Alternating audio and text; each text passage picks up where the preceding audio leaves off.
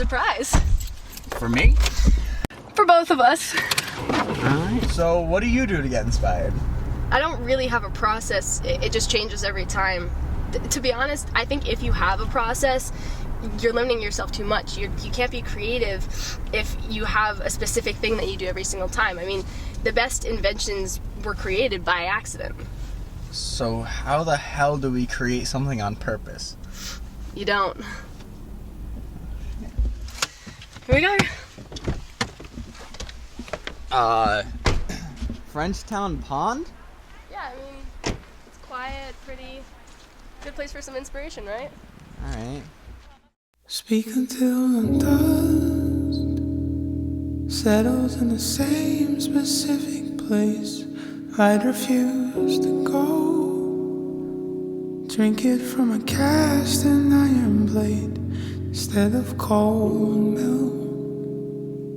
Softer done right instead of silence. The best ideas come when you least expect them. That's why writers keep a notepad next to their bed. Whether you need them or want them or expect them, ideas are consistently unreliable. So stockpile them. Hold those ideas close to you dearly. Writer's block sprouts from forced creativity. When you start thinking about what you can and can't do, what would work and what would fall apart before the finish line, you'll never get anything. The most important thing to do as a writer is to write. The eraser was invented for a reason. And they would last still. And I remember how close flexing with them. So, inspired yet? I'm working on it. Alright. Oh, I got it. Okay. So what if we wrote about like a date gone wrong, and these two guys, a guy and a girl, are just like walking around, and then suddenly like a criminal comes up and attacks them, and then the police come and they think that like they're involved, and they end up like a car chase, and they become outlaws, and like I don't know. I feel like just that's too cliche. We're at a pond. I was thinking more like a Loch Ness Monster type thing, where like some kid finds a Loch Ness Monster, almost like Big Bad Wolf. They don't believe him, but it turns out that there actually is a Loch Ness Monster. Nah. Why is it so hard to be creative when we actually have an assignment? Like, any other day I would barely be able to focus on one thing. I just have a million ideas floating through my head, and I wouldn't be able to focus. But right now I can't even think of a single idea. I know what you mean. Like, it was always easier to be creative when you were younger. You didn't have to worry about being smart or saying the right thing. Like, I wanted to be an astronaut and the president of the United States at the same time. You know what? You're right. So how do we get back there? I don't know. Any ideas? We gotta go back to our roots. Okay.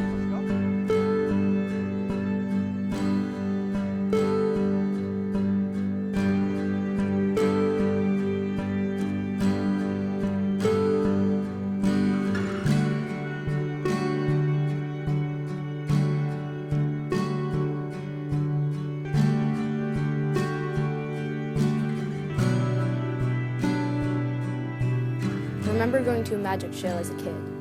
Remember the awe of seeing a trick unfold right before your eyes. Of course, we're still awed, but it has evolved into us attempting to figure out how they did it, how they deceived us. Back then, it seemed like it had to be magic, true, real, pure magic. It didn't seem like there was any other explanation.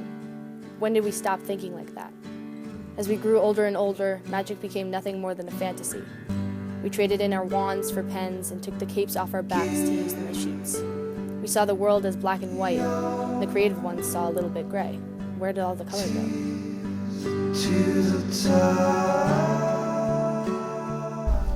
I haven't been here in forever. Yeah, I know. I just remember a lot of running. Whether it was at people or from people, it didn't really matter. We just ran. I was really good at Foursquare and really bad at kickball.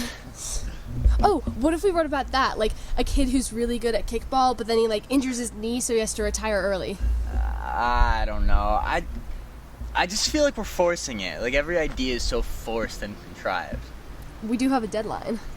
Yeah, I know, but this stuff should just be natural, you know? Like, it should come naturally. Out of nowhere, yeah. Exactly. Well, okay, so what if we, Oh, well, we could.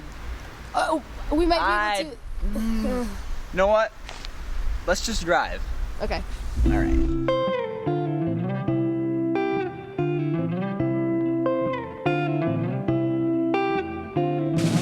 Babe, there's something tragic about you, something so magic about you.